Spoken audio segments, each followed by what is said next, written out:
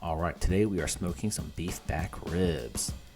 I like to begin by scoring underneath to really allow that smoke and seasoning to penetrate all over the meat. It's not required, but it certainly makes it so much better. You can use any type of beef or steak rub that you'd like.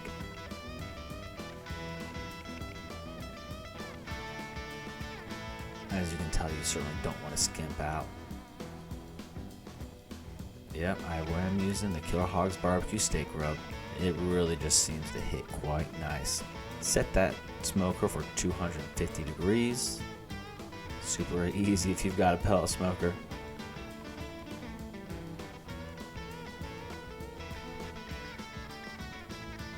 Every 45 minutes or so, you're going to want to spritz it down. Now at 185 degrees, I like to add some melted Wagyu tallow underneath the beef back rib. Now I'm going to preemptively apologize for my rapping abilities here. I am trying to be quiet because I've got sleeping toddlers upstairs. And if you've got kids, anytime you wake them up, it's never good.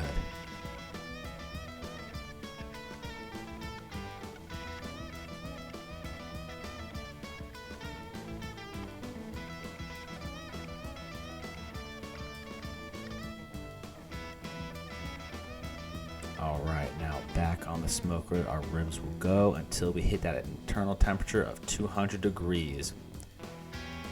Now what you didn't see is I let my ribs rest for about an hour or so.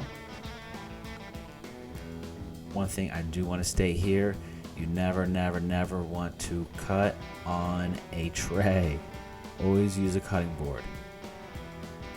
For whatever reason, my cutting board went MIA.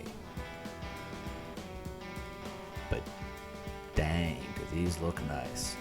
And I'll tell you what, they tasted even better than what they look like.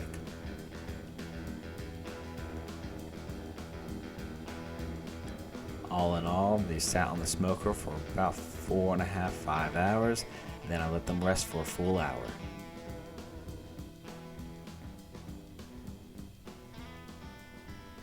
Enjoy.